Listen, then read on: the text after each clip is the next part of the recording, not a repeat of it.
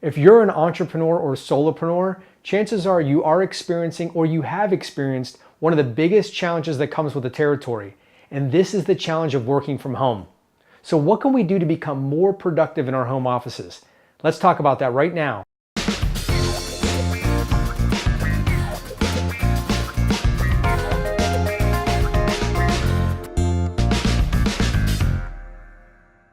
Now, you can't talk about being an entrepreneur without talking about the difficulties of working from home.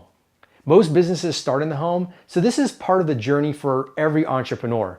But even if your home has never been the headquarters for your business, we've all tried to work at home at one time or another, and we know the difficulties involved. Of course, working from home does have its advantages. It seems that every budding entrepreneur dreams of leaving those long commutes and stuffy office jobs in the dust. But once we start working from home, we quickly realize that the picture isn't quite so rosy. I've been working at home now for quite a few years, and I can tell you that I understand the frustrations and the challenges involved.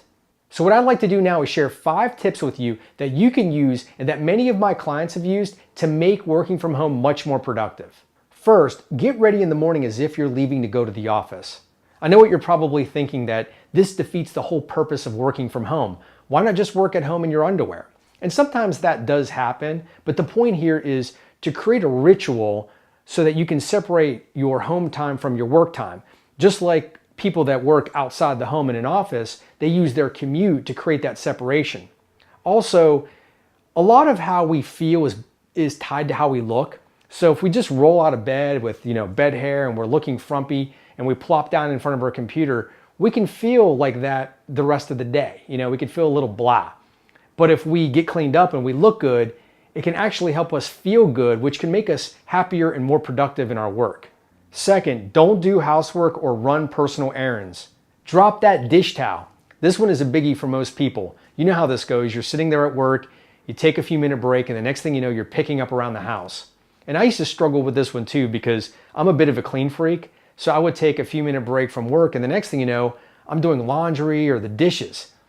And it's easy to justify this behavior. This is a bit tricky because we tell ourselves we're just multitasking, that this is stuff that needs to be done anyway. But in reality, what we're doing is we're stealing valuable time away from our work.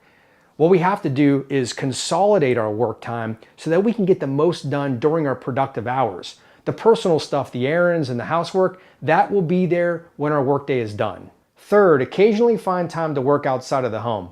Don't stay cooped up in your home office every day. Make sure that you get out of the house. This is especially important if your work doesn't involve you meeting with clients or customers or working out in the field very often. You can go to a coffee shop or a park or find a public Wi-Fi somewhere or use a co-working space. These are popping up all over the country as more and more people work for themselves. Fourth, keep office hours. You want to define your workday. And you want to do this for 2 important reasons. Number 1, it helps you to put some focus and structure into your day. And number 2, it serves as a communication tool for those that you live with or for those that are important in your life. It tells them when you're available and when you're not. And the point of this is to help you create some boundaries between personal time and work time. And lastly, have a defined end of the workday. Actually, this one goes hand in hand with the last tip, but I wanted to call this one out separately because it seems that we all have a problem when it comes to defining the end of our workday. Even if you're not an entrepreneur and you work for someone else, there's an expectation that you're going to bring work home with you, that you're going to be available after hours. And with smartphones and the explosion of technology, we're expected to be on all of the time. But the problem, of course, is that this can cause burnout. It hurts us physically and mentally, it hurts our health, it hurts our relationships. So having a defined end of the workday helps to communicate to your friends and family when you're available. When we define the end of our workday, we're giving ourselves permission that it's okay to have some downtime, that it's okay to relax and spend time with ourselves doing the things that we like or with those that we love. Well, I hope these tips help you to create a healthy and productive work environment in your home. Now I'd like to hear from you. What have you done to adapt and improve your home office? Remember, as entrepreneurs, one of the best ways that we learn is from each other, so please share your thoughts with us below. Hey there, thanks for checking out this episode. If you enjoyed it, please share it and hit the like button. Also, if you'd like to continue to get the most valuable, useful, and practical information out there for small business owners and entrepreneurs, please subscribe to the Small Business Big Idea Show. Thanks so much, and I'll see you next time right here. And until then, keep building, keep hustling, and keep fighting for your small business.